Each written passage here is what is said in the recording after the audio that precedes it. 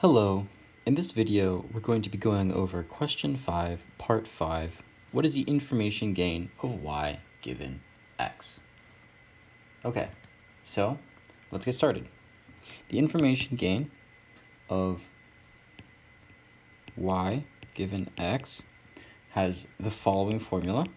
It is the entropy of y subtracted by the entropy of y given x, which you can think of this is as the expected value or the expected information that we would gain from y happening, and we subtract the information that we'd gain, the expected information that we would gain, or the information that we would expect to gain, really, from y happening when we already know that x happens.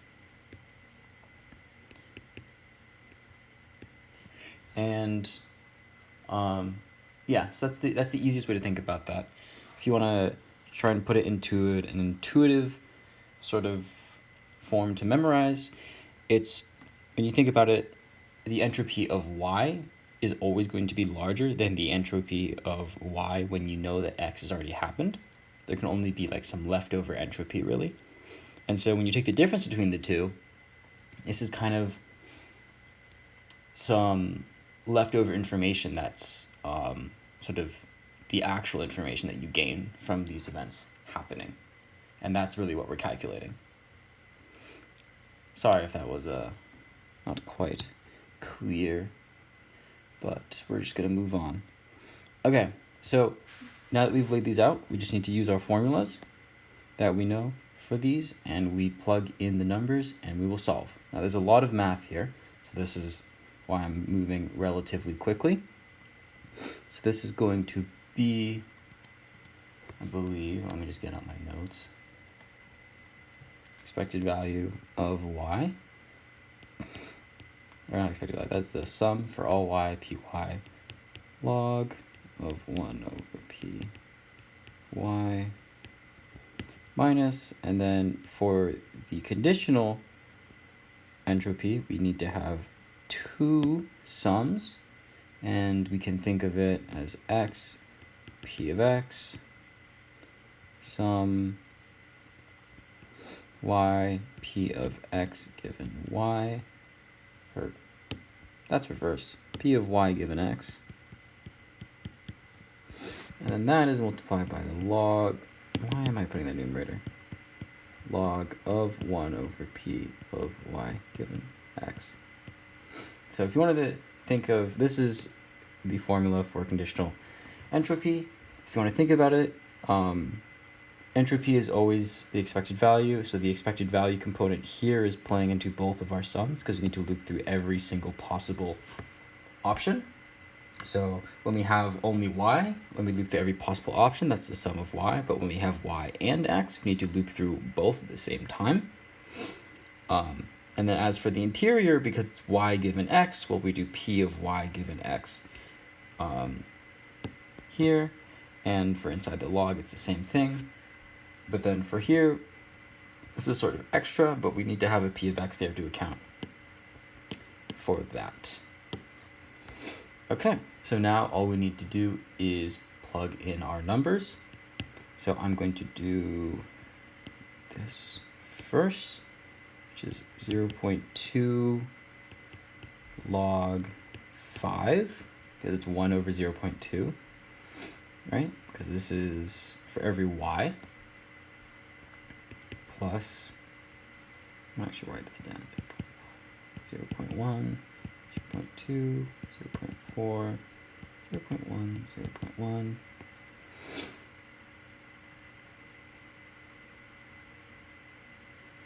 So then, and then plus 0.3 log over 0.3, and 5 times, this would be log of 1 over 0.5, which is log 2, and because we are working information theory, our logs are always base 2. So this is log base 2 of 2, which is just 1. So I'm just going to write a 1 here. Okay? And now we need to do So actually, I'll simplify this out even more. So we have 1 over 10 times 2 log 5 plus 3 log 1 over 0.3 plus, yeah, there's 5 here. Yeah.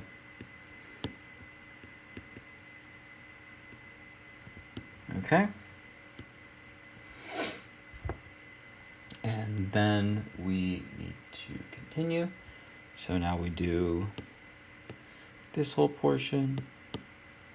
So we're going to do a minus, and then we need to do for every x. So 0.7 times this, 0.3 times that. So this will be there. This will be 0.7 represents this column, and the 0.3 represents this column. So all I'm doing here is I'm, again, just plugging in all the numbers. This will take a significant amount of time to do, but there's no other way to do this. So this is 1/7.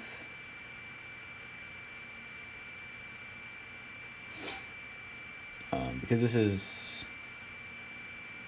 probability of x equals good and y equals, or probability that y equals ex given that x equals good. So it's 0.1 out of 0.7.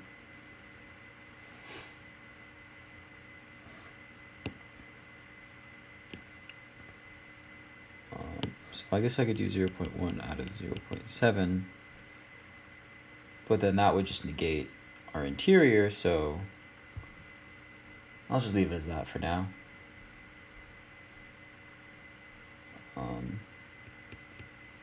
Log of,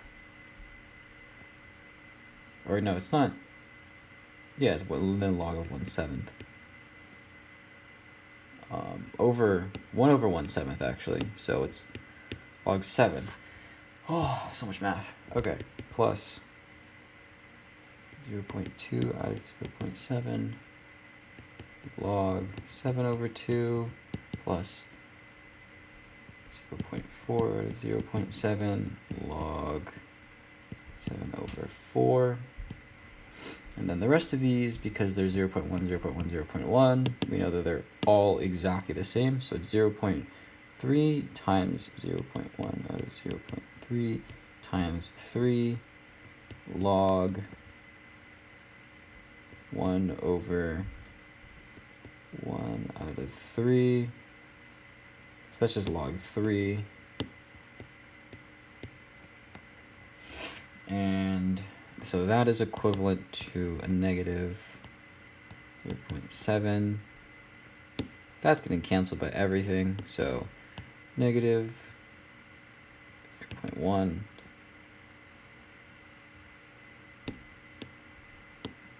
negative 1/10 times log 7 plus 2 log 7 minus 2 log.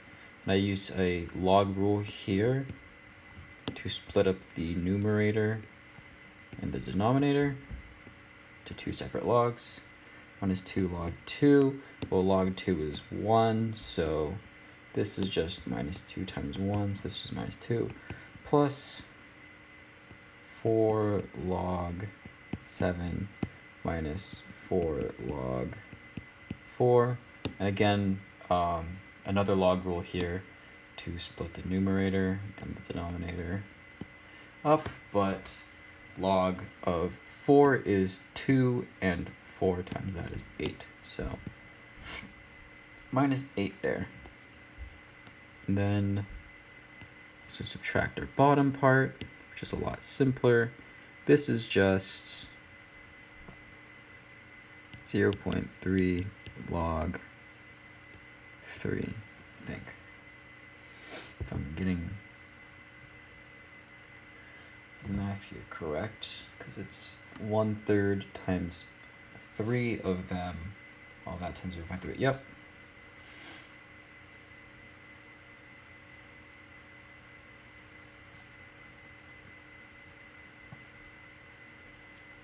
So, actually I could do 3/10 to make it easier. So we got this and that above, and we have this. So now we put it all together and we get, oh gosh, 1/10 times 2 log 5 plus 3 log 1 over 0.3.